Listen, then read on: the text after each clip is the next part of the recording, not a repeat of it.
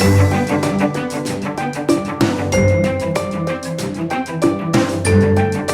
are live at NetSuite SuiteWorld 2018 conference. I'm Michael Krigsman. I'm an industry analyst and the host of CXOTalk. We are speaking right now with Jim McGeever, who is the Executive Vice President at Oracle. Hey, Jim, how are you? I'm doing great. How are you doing? Good. So, Jim, as I speak with your customers, rapid growth, that's the theme. Yes, that's the theme of the conference. Ready, set, grow. It's what defines a NetSuite customer. They grow faster than non-NetSuite customers. How can a company that's growing rapidly innovate and at the same time maintain the control that they need to actually run a business? Okay, we said we've got 8 minutes. This may take a while. Well, let me start with something. So the one thing about growth covers all sins. So if you're growing, you can be making huge mistakes in how you're operating your business, and you don't really know because you're just looking at this great growth and think everything's working out great. But what happens to all businesses? Not every business continues as rapid. It usually starts and stops. And when growth slows, it uncovers all the problems that you did or you didn't do properly when you were going through this rapid growth phase. And a lot of it comes down to how you're taking care of your customers, how you're building products, how you're servicing them. And so, growth covers all sins. So the way to keep innovating during these phases, because if things are going well, the motivation to really change isn't really there. It's just the belief that growth is constant. Growth doesn't stop. Growth is evolution. It's focus. It's all the things that you need to keep doing in order to grow your business. And you can't let growth be the thing that stops you from doing the right thing.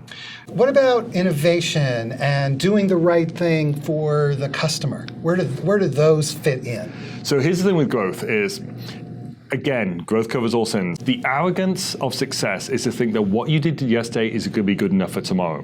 So innovation in a high growth mode is a mindset. If you don't believe it in your core and all you're focused on are the numbers, you're not going to see the kind of growth you want. It will stop, it will stall, something will happen. But you'll just never continue to get what you want if you just don't have that mindset of constantly innovation. I'll tell you one thing for me is, a lot of this is personality based. And sometimes could drive people crazy, but I'm the kind of person that looks at something and nothing's almost ever good enough. When I'm playing golf, I hit a ball onto the green, it's like, I could have been 2 feet closer to the flag. And that's kind of the mindset you have to have. It's like, you always want to make it better. As I speak with NetSuite customers, it seems that a challenge that many of them face is this transition from the entrepreneurial-led company to scaling. And you've done that, obviously, very successfully with NetSuite. So what advice do you have for companies that are going through that transition? So one of the biggest differences between being an entrepreneur and being a company that's scaling is the level of management that you have. And so when you're an entrepreneur, you do everything. You've got 50 jobs. Now you start hiring people to do jobs that you want to do. There's an old line that, and I actually think it's very true, the worst run department is any company is the one where the boss came from, because they're trying to run it for them. They hire someone, but then they try and run it for them. So the key as you start to scale, you've got to hire great people and you got to work with them to make sure they're with your vision and they're not just trying to run it in the way they have in the past. But having good people that can actually scale with you is important. And the same people are going to be different at different stages of growth. And it was actually one thing that we found was someone who really helped get us off the ground that didn't do a good job of initial scaling was actually great at scaling at a larger scale. It's not just this person's for small or mid, it's a different skill set. Now, as you're building software, you're obviously in very close contact with your customers. And so as you're designing the product and building the product, how do these factors roll into the product design?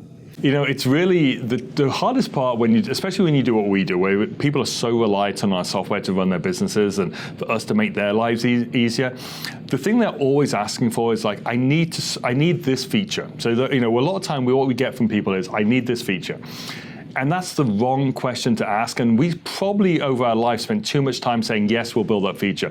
What we actually needed to do is we needed to understand their problem and solve their problem. Because when we first built NetSuite, that's exactly what we did. Evan didn't know anything about accounting. He knew about platforms. And so when we said, well, this is what accountants do and this is how you need to build it, he's like, that doesn't make any sense to me. This is a much easier way of solving that problem. And that's what he did. And I think the key is the way you keep innovation, you just keep that mindset of how do I solve the problem, not how do I build the feature. So you're looking at the business outcomes that your customers are facing and the metrics and so forth. And that becomes your reference point, shall we say. Right, and our goal is to make their lives easier, to spend less time doing work and more time focused on their business. Like, we'll take care of the back office, we'll take care of the systems, you go figure out what makes your business unique and special and differentiated. And is that your guiding light or your reference point as a company? Oh, absolutely. I mean, when we're building product for customers, that's absolutely how we think about it. The original mission statement of NetSuite was to help entrepreneurs grow their business. That's 20 years ago, and it's basically the same thing we're talking about now. As we finish up, you speak with so many different NetSuite customers. What advice do you have for companies that are making this transition from a rapidly growing entrepreneurial company to a larger scaling up business? Okay, so one of the things that's actually really important, even though I hate to use the word, is process. You need the right business processes, not just financial processes, but mostly business processes. And those are really the recipes of what made your company successful, what the entrepreneur did for those first few customers that they loved. You want to take that, create the process or the recipe so you can hand it to another person so they can repeat and grow with it. So good process is a great thing, bad process is a terrible thing. So don't put in a process in place because someone once did something stupid. Put a process in place because it's going to deliver value to your customer. So be very thorough and careful in the evaluation of the processes. Yes, and it shouldn't be just because it shouldn't just always be adding new processes. It's almost like a government regulation. You should always think for every process I add, I should remove one as well. Because I can guarantee you some of the processes that worked when you were smaller are not the same ones that will be needed or the right ones when you're larger. Okay, and you're running the NetSuite business unit. And let's finish up with give us the NetSuite sales pitch. Oh, the sales pitch. We will help run your business better in the cloud, better than any solution available on the planet right now. All right. Jim McGeever, thank you so much. Thank you very much. Appreciate it.